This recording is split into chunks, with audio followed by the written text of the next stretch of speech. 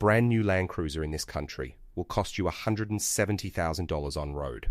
$170,000 for a 4WD with a V6 that has barely been on the planet 5 minutes. And here's the part that'll make your stomach drop. The reputation that lets Toyota charge that was not built by the engine sitting in the showroom today. It was built decades ago by engines you can buy secondhand right now for a fraction of the money. And some of them aren't even Toyotas. One of them is sitting in a ute half the country drives straight past at the dealer. I'm going to rank every dirt cheap 4WD brand sold in Australia worst to best on one thing only: whether the engine will outlive that brand new cruiser parked next to it. The badge is not the magic, fellas, stick around. I'm Bo. I'm 53. I've run a country garage for 32 years, and I've got nothing to sell you. No dealer, no sponsor, no badge I'm loyal to. 5 dirt cheap 4WDs, ranked worst to best, plus the landmines that'll wreck your savings. Let's get into it. Before I name a single brand, here's what actually makes a cheap 4WD engine go the distance. And it has got nothing to do with the badge on the bonnet. Cast iron block. Forged steel crank. Simple mechanical injection or low pressure common rail. Not strangled by a dozen emissions gadgets all waiting their turn to fail. The engines that quietly do 500,000 km all share that. And most of them are truck engines designed to do 1,000,000 km in a delivery van without complaining. The opposite is high-pressure common rail, bolted to a fragile timing chain with one weak link the whole engine depends on. Every brand on this list either passes that test or fails it. That's how I built the ranking. Not on what the brochure says, not on what your mate at the pub reckons, on what I actually pull apart on the hoist. Right, worst to best. Here we go. Worst at the bottom, and I take no pleasure in this one, Jeep, the Wrangler, and the Grand Cherokee. And I'll give them this: a Wrangler off-road is a genuinely capable thing. The problem isn't the off-road bit. The problem is whether the engine and the electronics will still be there in 10 years. Consumer Reports in America has ranked Jeep dead last 3 years running. Here in Australia, Jeep recalled over 43,000 Grand Cherokees for a fuel pump that can cut power while you're driving. And here's the tell. Jeep is the only mainstream brand that caps its warranty at 100,000 km. Everyone else says unlimited. When a car maker won't back its own 4WD past 100,000 km, that is them telling you exactly what they expect of it. Capable off-roader, betrayed by its own drivetrain. Bottom of the list. Before I count down the good list, 3 landmines. Bargains that look cheap because the trade won't touch them. 1. The Nissan Patrol 3.0L ZE30. The Patrol is a legend, but only on the right engine. The TD42 will outlive all of us. The ZE30 lets go through its injection pump, and it is not a cheap fix. 2. The Nissan Navara D40, the YD25. Single row timing chain known to stretch and snap, and when it goes, it takes the engine with it. Walk past it. 3. The 3.2L Ford Ranger and Mazda BT50. Capable utes, 1 oil pump that can fail without warning and cost you the whole engine. And 1 bonus warning, because it'll start a fight in the comments.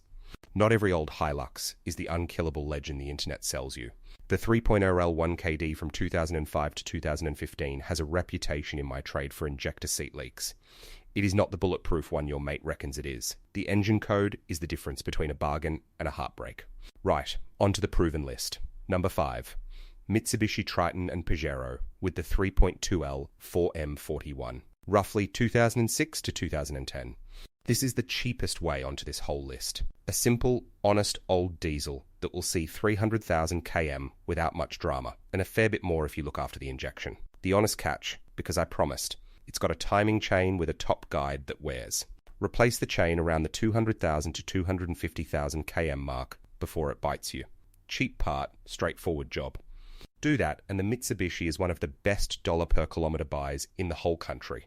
Not exciting. Not glamorous, just a tough little diesel that gets up every morning and goes to work. That's exactly the point. Number 4, the Toyota Land Cruiser Prado. The 150 series, the 3.0L 1KD, the pre-filter ones from around 2009. Think about what this actually is. A used Land Cruiser Dina vehicle beating a brand new Land Cruiser for a third of the money. A tidy one sits at $60,000 to $70,000 against $170 grand for a new 300 series, and it does 90% of the same job. The catches, because I promised. The early ones had timing chain wear, and the later filtered ones are tangled up in that same diesel particulate filter business Toyota lost in the federal court. So buy 1 pre-filter, get the chain checked, and you've got genuine cruiser Dina for Prado money. This is your answer to anyone who tells you that you have to buy new to get a Toyota that lasts. You don't. You just have to buy the right one. Quick one before we get to the top 3. If a mechanic telling you which engine code to dodge is worth your time, hit that subscribe. It's the only thing that keeps an honest channel like this one going. Number 3, the Hilux. And listen carefully here, because this is exactly where people get burned. Not every old Hilux diesel is the unkillable legend the internet sells you. I already named the wrong one in the landmine section, the 3.0L 1KD. The Hiluxes I will put my name to are the older 1KZ, the pre-2005 3-liter. About as simple and tough as a diesel gets. Mechanical injection. Almost nothing on it to fail, or a well-kept 2.8L from the newer lot, with the DPF history checked properly and paperwork to prove it. Buy the right Hilux, and it will embarrass cars 3 times its price. Buy the wrong one on reputation alone, and you'll learn an expensive lesson. The badge is not the guarantee. The engine code is. Say it with me. The engine code. Not the badge on the tailgate. Not what your brother-in-law reckons. The engine code. Number 2. And now we're in legend country. The 80 series and the 100 series Land Cruiser. The 4.2L. Either the 1HZ or the 1HD Turbo. The 1HZ is mechanical injection. Almost no electronics to let you down. These things routinely sail past 500,000 km, and the well-kept ones clock over 1 million. 1 million km, fellas. The 1HD Turbo is one of the best diesels Toyota ever built. This is the purest version of today's whole point. A second-hand cruiser that will outlive the brand new one parked right next to it for a quarter of the spend. The catches, the 1HZ is slow as a wet week. You'll get overtaken by a fully loaded grain truck on a hill, and it's got a timing belt you must do every 100,000 km. No excuses, no skipping it. Do the belt and it will bury the lot of us. And number 1, the one I would hand my own hard-earned over for. Isuzu, the D-Max and the MUX, with the 3.0L 4JJ1, roughly 2012 to 2020. Here's why it tops my list. Isuzu builds truck engines, and the 4JJ1 is built like one. Cast iron block, forged steel crank, the kind of bottom end designed to do 1 million km in a delivery truck without ever complaining.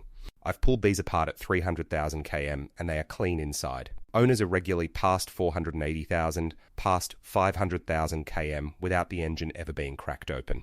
Keep an eye on the injectors around the 150,000 to 200,000 km mark, and the brand new post-2023 3-liter versions are not as proven yet. So it's the older 4JJ1 I'm pointing you at. But for my money, that is the closest thing on sale today to the old Toyota reputation. And it's wearing an Isuzu badge for half the price. The cheap Isuzu wins.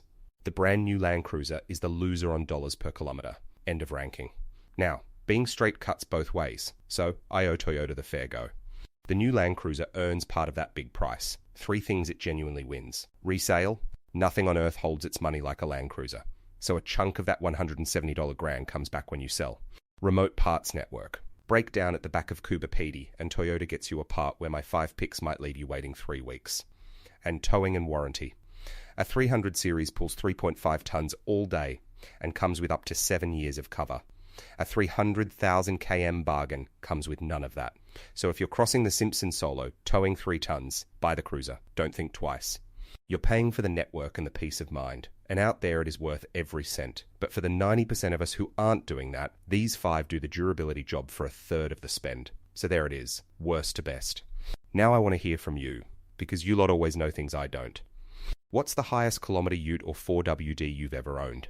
Engine code and all. Drop it in the comments, I read them, and fair warning, I'll argue with a few of you. If a mechanic ranking the whole lot with nothing to sell is worth your time, you know what to do with that subscribe button. I'm Bo. That's it from your Aussie mechanic. Buy the engine code, not the badge.